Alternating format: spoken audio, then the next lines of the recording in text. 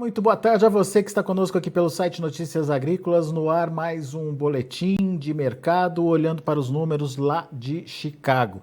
Foi um dia negativo para as cotações, números negativos de uma forma geral, aí, em especial para os produtos negociados lá em Chicago, os grãos. O trigo recuou forte na casa aí dos 80 pontos, milho da mesma forma também teve um dia de queda importante aí nas cotações, e a soja acabou recuando em torno de 8, 9 pontos, quase 10 em alguns vencimentos. A gente quer entender por que isso está acontecendo, e quem traz e quem faz essa análise para a gente hoje é o meu amigo Vlamir Brandalize, lá da Brandalize Consult. Seja bem-vindo, Vlamir. Obrigado por estar aqui com a gente, nos ajudar a entender essa movimentação hoje em Chicago. Um dia negativo para os preços, porque aparentemente tem aí uma pegada menos incisiva aí sobre especulação. É isso, Vlamir? Conta pra gente o que você ouviu desse mercado, o que você está vendo aí em relação aos preços. Boa tarde, Alex. Boa tarde a todos. Olha, Alex, o mercado hoje ele está começando a olhar novamente para os fundamentos, né? Porque nós temos fundamentos bons aí para mercados em geral, mas em função da guerra que estava ocorrendo ali na Ucrânia, os fundamentos estavam sendo um pouco deixados de lado e estava muito mercado especulativo, né? Então, nós chegamos a ter o trigo acima de $14 o bushel, no maior preço da história dele, a soja também superando $17, milho aí, patamares também muito fortes, patamares de $8, e agora a tendência com o indicativo de uma pacificação, de uma calmaria ali no leste europeu, é o mercado voltar a buscar fundamentos. E fundamentos é soja curta aí entre 15,5, 16 e pouquinho, e fundamento do segundo semestre lá de safra americana de 14,5 a 15,5. Então é mais ou menos dentro dos patamares, que são muito maiores que os níveis que eram praticados no ano passado, né, Alex? Então, os níveis atuais vão continuar altos historicamente, mas eles deixaram um pouquinho aquele momento aí que foi muito especulado aí em função da guerra da Rússia ali contra a Ucrânia. Então, esse fator aí perde força e a gente começa a ganhar outros fatores que vão ter mais importância, né, Alex, de agora em diante. Tem uma bandeira... Pode falar. Tem uma bandeira branca sendo acenada aí, né, Vlamir? Isso faz com que o mercado retome imediatamente a sua normalidade, ou ainda leva algum tempo? Como é que você vê isso e principalmente como é que isso pode influenciar nos preços ainda, Vlamir? Olha, Alex, não é que vai retomar imediatamente a normalidade, né? Mas esse aceno de se chegar a começar a escrever um acordo, a delinear um acordo de um cessar-fogo e de uma calmaria, ele deixa o mercado financeiro mais calmo, né? E o mercado financeiro, geralmente, ele se antecipa, né? Ele vê que a possibilidade daqui a 2, 3 meses já não ter mais problema com a guerra, com o pessoal já saindo, os militares russos indo para casa, os locais aí que chegarem no acordo, que nem Lugansk e Donetsk, provavelmente vão ficar como províncias autônomas e como já são, a população, a maioria dessa população é a população russa, tende a ficar com um pouco mais ligada aí à própria Rússia, como é a Crimeia. Então, cada um puxando um pouquinho, vamos dizer assim, a brasa para o seu churrasco. E a própria Ucrânia ficando mais com o lado central para o lado mais daqui da Europa normal. Então, o mercado tende a se acomodar em cima disso aí. Daí, esse fator, ele perde forças, né? Perde peso, porque o mercado daí começa a olhar outros fundamentos, né? E outros fundamentos ainda nesse momento é o andar da safra da Argentina, né? Que tem ainda a safra para evoluir, para colher para frente, né? Então ainda está na fase de crescimento, florescimento, formação de vagem. E dentro de 2 semanas, aí no final do mês, nós temos o relatório de intenção de plantio do USDA, né? De final de março. Então esse também ele começa a ser especulado aí uma semana antes. Então temos dois fatores que vão predominar nos próximos dias, porque a safra brasileira, ela já vai para mais de 65% colhida, indo para 70% nessa semana. Ele já perde força, né, Alex? Porque já está definida, é uma safra de 120, 122, 124, sei lá. Ela é um nível entre pouco menos de 120 a no máximo a 124, que é o número aí que circula geral, é a que está dentro da lógica do momento aqui, e o mercado já sabe disso. E então aqui já deixa de perder forças. Então o mercado começa a se alinhar em cima de outros fundamentos, né? Porque a pressão que o trigo estava colocando em cima da soja e do milho, e o próprio óleo de girassol, né? O girassol que tem o domínio mundial da negociação do girassol da Ucrânia e da Rússia. Eles dominam esse mercado todo aí, são os maiores, tanto do trigo como do óleo de girassol. Eles influenciaram muito, né? O caso da soja e o milho. Agora deixa de ter importância, né? Que terminando o processo aí da guerra e dando condições aí para o pessoal tocar a parte das lavouras, certamente não vai plantar tudo que poderia, né? Alguma coisa vai ficar para trás, vai ficar parte sem plantar, vai ter problema sim, mas não vai ser um problema total, né? Que nem antes com a guerra, como é que você vai plantar as lavouras no meio da guerra aí, né? Que estava se colocando nessas regiões aí, porque tanto a região de Donetsk, que o Lugansk, e mesmo a parte que vai ficar aqui para o lado central da Ucrânia, são regiões muito importantes aí para esses grãos, né, Alex? E aí, se tivesse em plena guerra, não teria safra nenhuma ali, né? E a safra, ela, nessa região, ela começa a ser plantada normalmente aí no final de março e começo de abril. Então, ela está praticamente em cima da hora, né? Então, já está na hora, né? O acordo agora é um acordo bom aí que acaba amenizando um pouco, né? Então, isso é benéfico para o mundo, né? É benéfico porque o mundo vai ter um pouco mais de alimentos aí do que poderia ter menos. E as cotações vão continuar boas, né, Alex? Elas não ter os patamares tão altos que nem estavam, mas vão ser cotações rentáveis aí para todo mundo que estiver produzindo, né? Muito bem.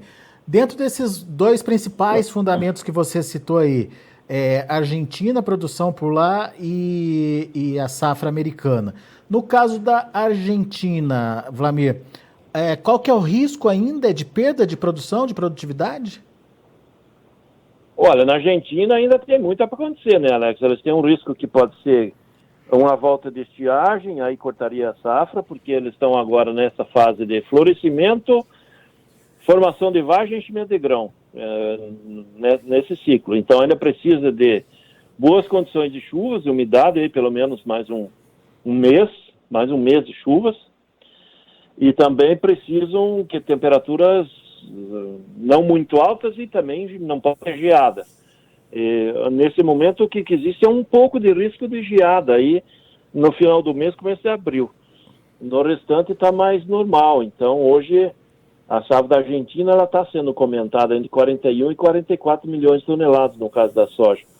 Então já não falam menos de 40 milhões, que nem havia uma expectativa há cerca de 2, 3 semanas atrás, quando eles estavam no período de seca, como nós estávamos aqui no sul do Brasil, né? Uhum. Então agora choveu, tem uma condição um pouco melhor, e agora o temor ali na Argentina continua só a questão que o governo quer aumentar os retenções em cima do farelo e do óleo da soja, que pode trazer uma revolta aí do setor produtivo, da indústria. Ou seja, pode ter greve, ter greve nos portos, pode ter ainda movimento, ainda não está definido, mas isso pode ter ainda mais um agito por ali, em função desse aumento de tributação, porque também tem um segmento do governo argentino que aponta que nessas cotações que estão sendo praticadas a soja no mercado internacional, eles apontam que teriam uma margem para eles colocar, em vez de 33%, 35% das retenções no grão. E se eles colocar isso, eu acredito que vai ter uma greve dos produtores, vai ter uma pressão, vai ter um movimento de caminhoneiros, o pessoal de porto, indústria, é meio geral. O pessoal não está querendo que que agregue mais impostos aí no setor produtivo deles, que é o setor mais importante da Argentina, né? Pois é. Que história louca, né? Que, enfim, a gente não entende direito o que está se passando na cabeça dos governantes. Mas vamos lá. Safra americana.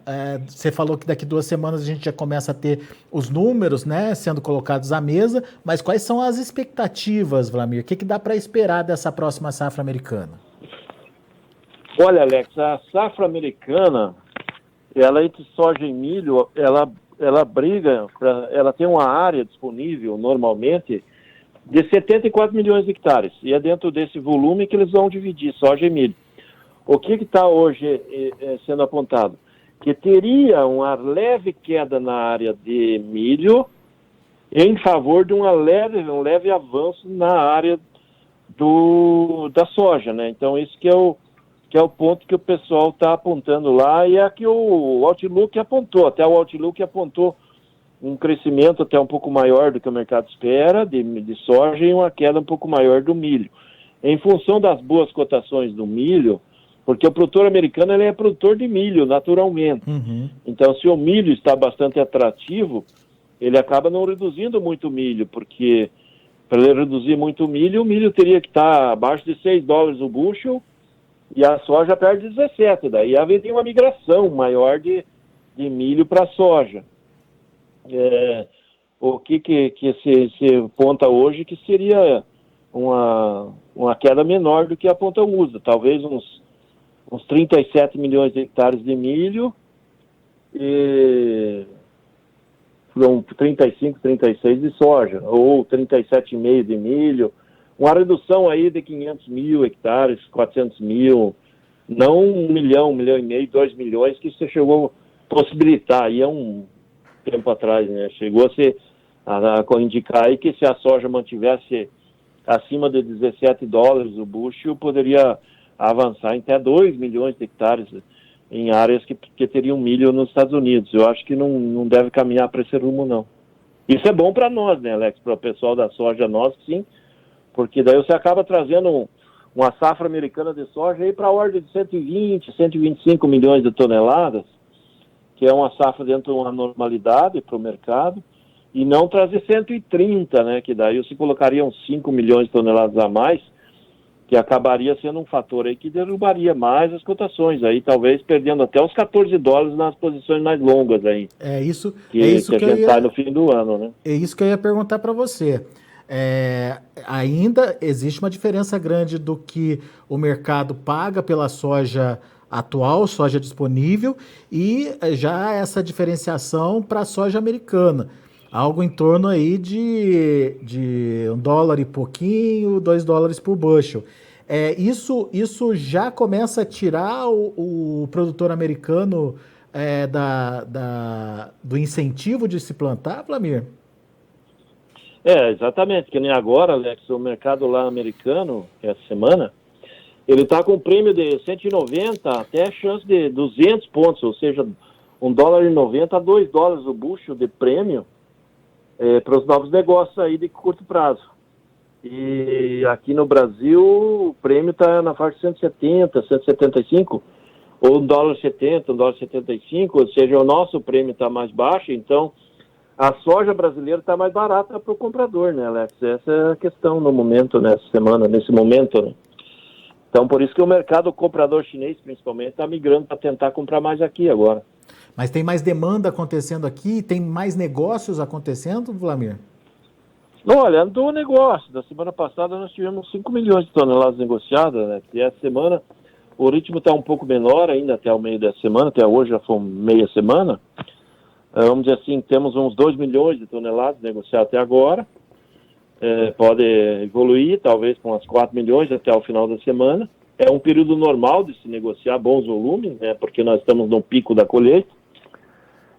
Mas hoje o mercado começou mais forte pela manhã e depois ele acabou entregando os pontos, né, porque ele começou positivo, aí estava mais positivo, depois Chicago caiu muito, e então começou dando chance aí até 219 no Porto do Rio Grande, no melhor momento da manhã. E agora, depois do almoço, depois da tarde, veio para 215, a 217, a soja disponível curta.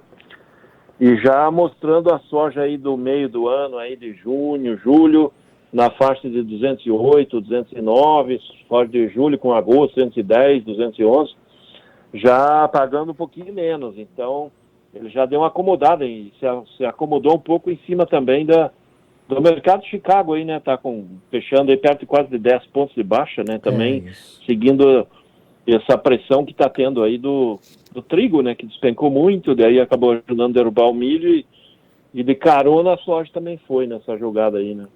Nesse momento, né? E o próprio dólar também caindo, né, Vlamir? Hoje a gente está com uma perda de 1,2%, 1,3% aí na cotação. A dólar também é em questão dessa calmaria da economia, né? A economia mundial vendo a crise lá na Rússia com a Ucrânia dando sinais aí de esfriar, né? No caso, de entrar para uma linha da bandeira branca da paz e calmaria. Isso acaba influenciando fortemente aí o dólar perante aí as demais moedas. E aqui no Brasil, como nós estamos numa fase de exportar muito, estamos no pico de exportação. Nós trouxemos de janeiro até a semana passada, nós trouxemos 9,1 bilhões de dólares em divisa, só com a soja, farelo e óleo, Alex. Nós estamos com um recorde histórico de exportação do complexo de soja nesse começo de ano, em relação ao histórico, né? E 9,1 bilhões de dólares foram as divisas internalizadas com o complexo de soja entre janeiro, fevereiro e os primeiros 8 dias úteis de março. Então, é muita divisa entrando, além do que o setor da carne também está com exportações recordes aí no acumulado do ano, os demais segmentos da exportação do agro também está indo bem. E isso traz muita divisa. Além de tudo, certamente essa crise que tivemos ali, ela vai deixar resquícios principalmente na economia russa. O pessoal que investia na Bolsa da Rússia vai demorar para voltar, porque tem todas as sanções que a Rússia vai receber, que ela vai continuar com problemas na linha financeira, ela vai estar mais liberada de sanções em cima de alimentos e energia, porque o mundo precisa deles. Mas na parte financeira, certamente, vai continuar ainda muito pesado, né, com relação a aplicar no mercado russo, empresas investir na Rússia, e esse dinheiro que vai sobrando, que saiu da Rússia ou está saindo ou vai sair da Rússia, ele vai ter que migrar para mercados emergentes melhores, hoje de credibilidade. E daí você pega hoje a Argentina, um mercado aí, vai aplicar na Argentina, que está com a inflação maior que a Venezuela? Não vai.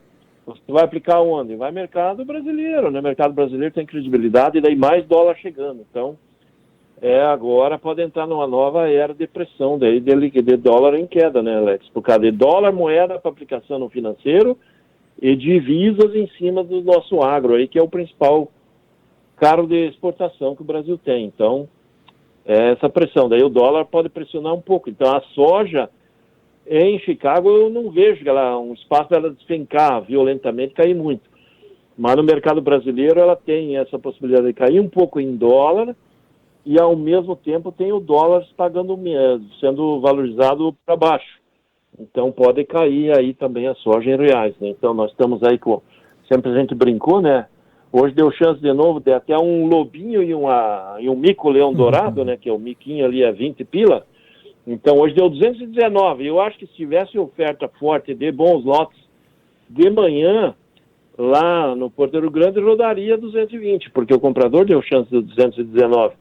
E agora à tarde já está caminhando para os 215. É possível que amanhã até pague menos. E aqui nos demais portos, Paranaguá, Santos, São Francisco, já está pagando bem menos que isso. E é provável que amanhã depois já venha pagar abaixo de 210 aí a soja.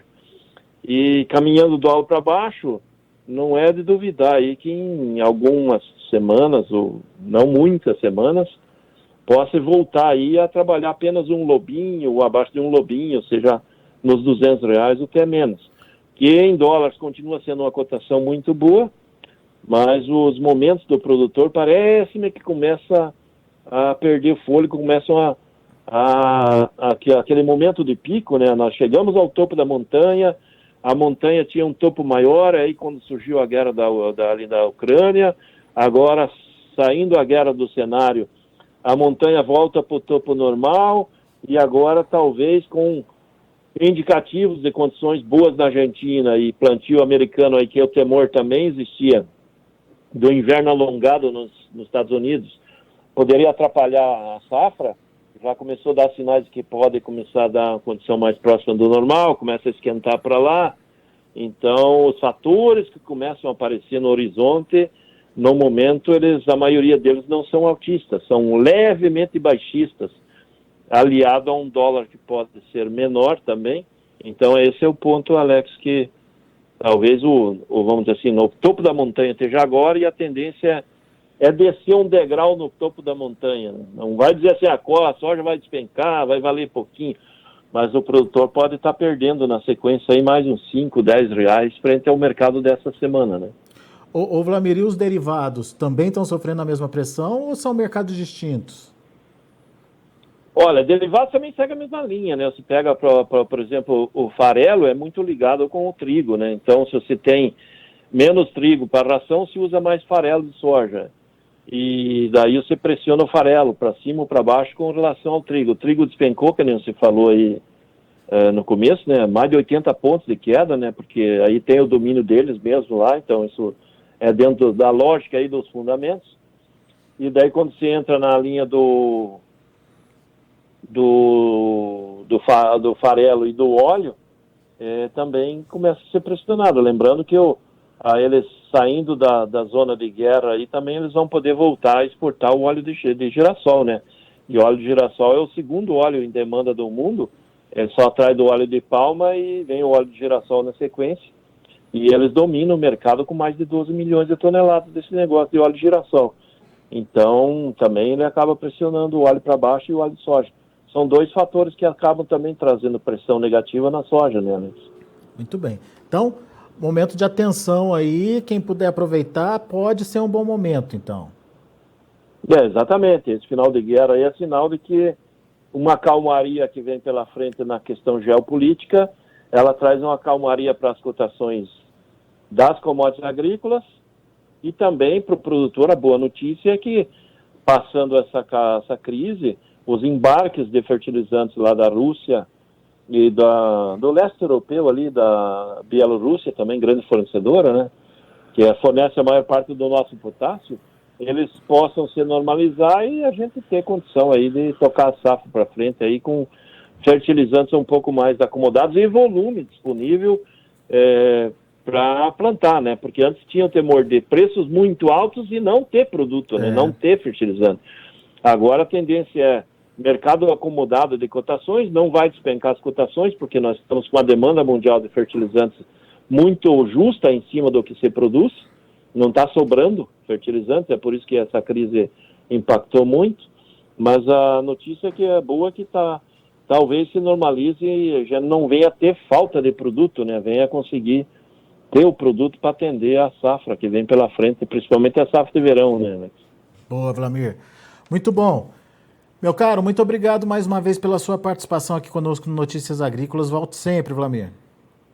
É isso aí, Alex. Até mais. Um bom resto de semana para vocês aí. E uma boa colheita para o nosso produtor que está no campo aí. É isso. Colhendo a safra, né, Alex? 60... E a safrinha aí, 65% já colhido e indo para 70%, provavelmente até o final de semana. E agora a gente tem que torcer para os produtores terem uma condição boa de clima na safrinha, né? Porque tem alguma safrinha de milho, né, no campo e que tenham chuvas regulares agora em diante para conseguir colher uma boa safrinha também, né? Porque o mundo precisa da soja brasileira e do milho brasileiro, né? Nós somos o maior exportador mundial de soja e nós somos o segundo maior exportador mundial de milho. Então temos que ter isso aí para alimentar o mundo, né, Alex? Isso aí, Vlamir Brandalize. Obrigado, meu caro. Volte sempre. Abraço para você. É isso aí. Abraço, até mais. Tá aí, Vlamir Brandalize, Brandalize Consult, analisando o mercado de grãos, em especial o mercado da soja. Vlamir acredita que a soja perde um pouquinho do fôlego aí de alta nesse momento, basicamente por conta da conjuntura agora, né? Principalmente deixando do fator especulação acabar trazendo mais fôlego para esse mercado, deixando de trazer mais fôlego para esse mercado e focando nos fundamentos. E o fundamento agora é a safra da Argentina, que aparentemente está caminhando, segundo o Vlamir, para números acima das 40 milhões de toneladas, e também a expectativa sobre a safra americana e a decisão do produtor americano de plantar mais soja do que milho. Vamos aguardar para ver e vamos acompanhando, obviamente, as informações desse mercado. Deixa eu passar para vocês as cotações, como os preços estão encerrando lá na Bolsa de Chicago. Você acompanha comigo na tela. Soja para maio, 16 dólares e 49 centes por bushel, caiu 9,5 pontos. Para julho, 16,26, queda de 9 pontos mais 75. Para agosto, 15,86, queda de 8 pontos. Para setembro, 15 dólares e 8 centes por bushel, uma queda de 7 pontos mais 75. Vamos ver os números do milho. Milho também caindo, e caindo um pouquinho mais forte aí. Maio, por exemplo, perdeu 28 pontos a 7 dólares e 30. O julho, 6 dólares e 97, perdeu 26 pontos mais 25. Setembro, 6 dólares e 47, 23 pontos mais 25 de baixa. Dezembro, 6 dólares e 29 centes por bushel, queda de 21 pontos e meio. E para finalizar, o trigo. Para julho, 10 dólares e 42 centes por bushel, 85 pontos de baixa. Para setembro, 9 dólares e 91 centes por bushel, 80 pontos mais 25 de queda. Dezembro, 9 dólares e 47 centes por bushel, uma queda de 69 pontos e meio. E para março, 9 dólares e 10 centes por bushel, 60 pontos mais 75 de queda. São os números de hoje do mercado de grãos lá na Bolsa de Chicago. A gente vai ficando por aqui. Agradeço muito a sua atenção, a sua audiência. Notícias Agrícolas, 25 anos ao lado do produtor rural. Se inscreva em nossas mídias sociais. No Facebook, Notícias Agrícolas. No Instagram, @Notícias Agrícolas. E em nosso Twitter, @Norteagri. E para não perder nenhum vídeo, não se esqueça de nos acompanhar no YouTube e na Twitch, Notícias Agrícolas Oficial.